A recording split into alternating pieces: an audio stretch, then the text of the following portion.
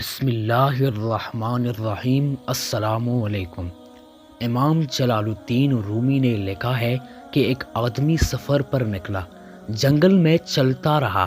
جنگل میں بہت دور چلنے کے بعد اسے تکان ہوئی اور تکان کی وجہ سے نیند غالب ہو گئی۔ اس نے سوچا کہ کہیں آرام کروں، لیکن آرام کرنے اس لیے ہمت نہیں ہوئی کہ جنگل کا راستہ ہے اور جنگل کے راستے میں کیسے آرام کروں۔ سوچتا رہا کہ کوئی چیز مجھے ایسی مل جائے جس کی وجہ سے مجھے کچھ سہارا مل جائے تو میں آرام کر لوں۔ بہت آگے جانے کے بعد دیکھا کہ ایک جانور سویا ہوا ہے۔ اس نے کہا کہ بہت اچھا، یہ کوئی جانور سو رہا ہے، میں بھی اس کے بازو سو جاؤں۔ چنانچہ وہ بھی جانور کے بازو جا کر لیٹ گیا۔ نیند کا اتنا غلبہ تھا، تکان ایسی تھی کہ بس پڑتے ہی نیند لگ گئی۔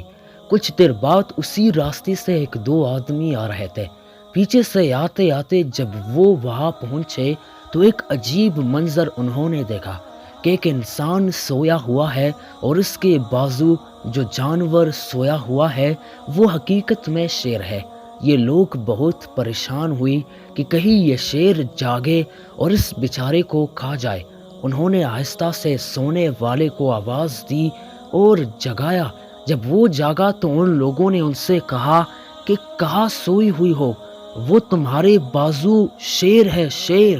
بس جناب اتنا سنتے ہی وہ گھبرایا، پریشان ہوا اور ڈر کے مارے اس کی جان نکل گئی اور مر گیا۔ اس سے معلوم ہوا کہ خوف بھی معرفت و پہچان کے نتیجے میں پیدا ہوتا ہے۔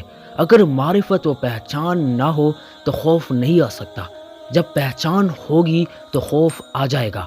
دیکھیے، جب تک اسے شیر کی معرفت و پہچان نہیں تھی تو اس پر شیر کا خوف بھی پیدا نہیں ہوا۔ جیسے ہی شیر کی معرفت حاصل ہوئی تو اس کا خوف بھی پیدا ہوا اور وہ مر گیا۔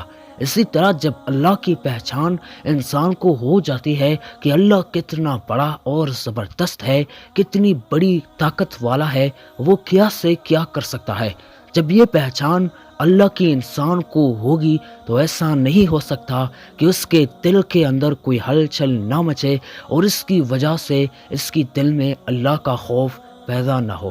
ناظرین، کتنا عجیب واقعہ تھا۔ جب اس نے شیر کو نہیں پہچانا تھا تو جا کر اس کے بازو میں سو گیا، اور جب شیر کو پہچانا تو ڈر کی وجہ سے وہاں ہی مر گیا۔